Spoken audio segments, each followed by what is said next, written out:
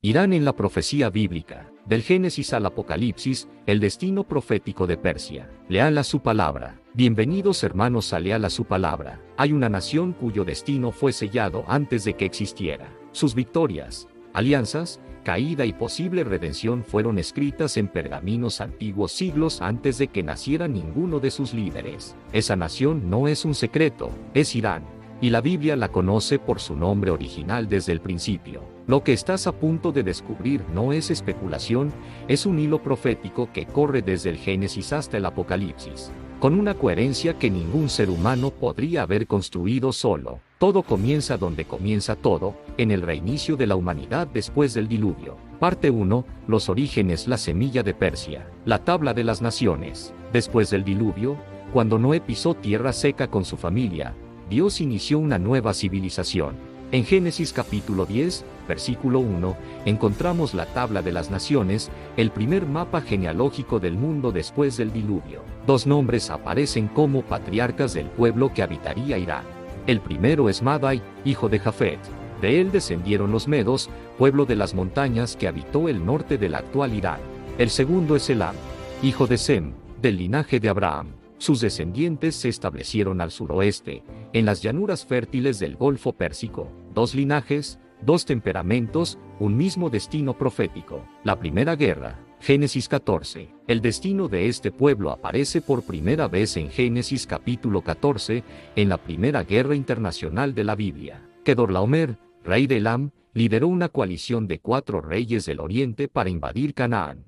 Ciudades fueron saqueadas, poblaciones sometidas. Lot, sobrino de Abraham, cayó prisionero, pero Abraham, con solo 318 hombres, persiguió a los invasores de noche y los derrotó, rescató a Lot y humilló a los reyes del oriente. Desde ese primer encuentro quedó establecida una tensión profética, el poder del oriente frente al favor de Dios, y el favor de Dios no cede. Parte 2. Las profecías imposibles de Isaías. El imperio persa anunciado. Los siglos pasaron. De la fusión de medos y elamitas surgió el imperio persa, que se extendió desde la India hasta Etiopía. Pero lo extraordinario no es el tamaño del imperio, es que Dios lo había anunciado siglos antes de que existiera. El profeta Isaías escribía alrededor del año 700 a.C. El imperio persa no existía todavía, y sin embargo, Isaías pronunció 2 profecías sobre Persia con precisión asombrosa. Primera, Dios usaría a Elam y Media como instrumentos de juicio sobre Babilonia. Segunda, Dios elegiría a un rey pagano para liberar a los judíos y reconstruir el templo, y ese rey sería llamado por su nombre 150 años antes de nacer. Ciro, llamado por nombre. Isaías capítulo 45, versículo 1. Así dice Jehová a su ungido, a Ciro, al cual tomé yo por su mano derecha, para sujetar naciones delante de él. Ciro, un hombre persa en un pergamino hebreo, 1 siglo y medio antes de nacer. Esto no tiene explicación humana. Es evidencia de que Dios conoce el fin desde el principio, y la profecía se cumplió con exactitud matemática. Ciro conquistó Babilonia, liberó a los judíos y ordenó la reconstrucción de Jerusalén y del templo. Parte 3. Daniel el testigo en la corte imperial. Un joven cautivo con visión profética. Antes de que Ciro entrara en escena, Dios había preparado un testigo. Daniel, arrancado de Jerusalén siendo adolescente, fue llevado al corazón de Babilonia. Rodeado de corrupción y esplendor pagano, no se rindió. Por esa fidelidad, Dios le concedió el don de revelar misterios. El sueño de Nabucodonosor. El rey Nabucodonosor tuvo un sueño tan poderoso que lo despertó temblando. Convocó a todos los sabios con una exigencia imposible, no solo interpretar el sueño, sino revelarlo primero. Nadie pudo. La sentencia de muerte fue dictada hasta que llegó Daniel. Daniel describió el sueño con exactitud: una estatua con cabeza de oro, pecho de plata, vientre de bronce, piernas de hierro. Luego lo interpretó: tú eres la cabeza de oro. Babilonia era el primer reino, pero el pecho y brazos de plata representaban 2 pueblos, medos y persas. 2 brazos, pero desiguales, porque el brazo persa se elevaría más alto y tomaría el dominio. Todo seguiría el orden que Dios había establecido antes de que ocurriera la caída de Babilonia. Mientras Daniel servía en Babilonia, Ciro crecía en las tierras del oriente, sometió a los medos, unificó los reinos y puso los ojos sobre Babilonia. La caída de la ciudad más poderosa no ocurrió en batalla épica, sino en una noche de banquete y arrogancia. El rey Belsasar organizó una fiesta y cometió el error fatal, ordenó traer los vasos sagrados del templo de Jerusalén para brindar a sus dioses. En ese instante, una mano apareció en el aire, escribiendo sobre la pared con letras de fuego. Daniel interpretó: Mene, Dios ha contado tu reino y le ha puesto fin. Tekel, ha sido pesado y hallado falto. Parsin, tu reino ha sido dividido y entregado a los medos y persas. Esa misma noche, los ejércitos de Ciro desviaron el río Éufrates, el nivel bajó, los soldados entraron por el cauce seco. Babilonia cayó sin combate y Belsasar fue encontrado muerto antes del amanecer. Parte 4. Ester providencia en el corazón de Persia. En tiempos del rey Asuero, el trono del mayor imperio estaba en Susa, en el corazón del antiguo Elam. Y fue allí donde una joven judía huérfana cambió el destino de su nación. Su nombre era Ester. Criada por su primo Mardoqueo, fue llevada al palacio cuando el rey buscaba nueva reina. Nadie sabía que era judía. Asuero la coronó reina de Persia. En las sombras, Amán, descendiente de los amalecitas, ascendió al poder. Cuando Mardoqueo se negó a inclinarse, Amán trazó un plan para eliminar a cada judío en el imperio. Mardoqueo envió una advertencia urgente a Ester con una frase que ha resonado a través de los siglos. ¿Quién sabe si para un momento como este has llegado a esta posición? Para salvar a su pueblo, Ester debía presentarse ante el rey sin ser llamada, arriesgando ejecución inmediata. Ayunó 3 días, luego caminó hacia el trono. El cetro fue extendido. En un banquete cuidadosamente preparado, Ester reveló la verdad. El enemigo fue identificado. Amán fue colgado en la horca que había construido para Mardoqueo. El día diseñado para destrucción se convirtió en día de liberación.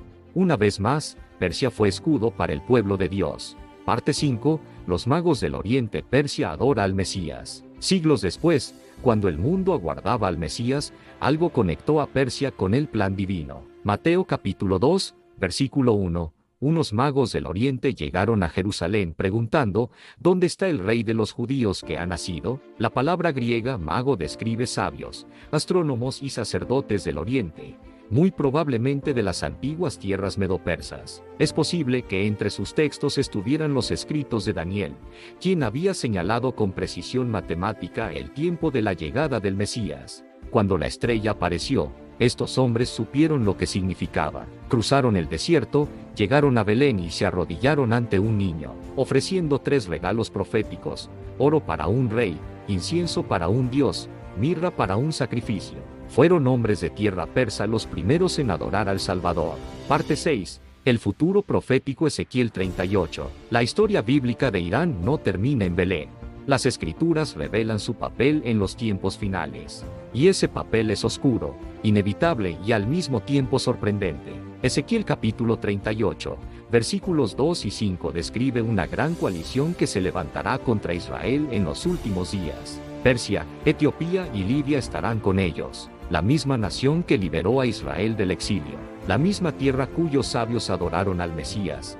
En los días finales formará parte de una alianza que marchará contra el pueblo restaurado de Dios. Los demás integrantes son identificados como Gog, príncipe de Magog, Cus, Put, Gomer y Togarma. Ezequiel 38 a 9, subirás como tormenta, como nube que cubre la tierra. La escala del ataque es masiva, pero lo que ocurre no es batalla entre ejércitos humanos, es intervención directa de Dios. La tierra tiembla, los ejércitos caen en confusión, fuego cae del cielo. La coalición se deshace no por derrota militar, sino por juicio sobrenatural, una promesa de restauración.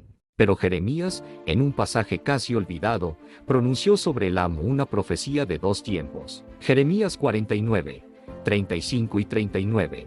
Quebraré el arco de Elam, pero en los últimos días restauraré la cautividad de Elam, declara el Señor.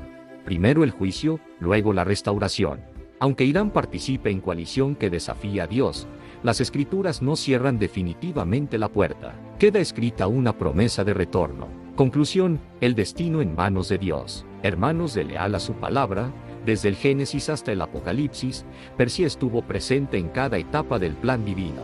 Cuando Abraham levantó su espada para rescatar a Lot, Elam ya estaba en la historia. Cuando Babilonia cayó, fue un rey persa quien reconstruyó lo destruido. Cuando Ester caminó hacia el trono arriesgando su vida, fue providencia obrando a través del corazón de un rey pagano.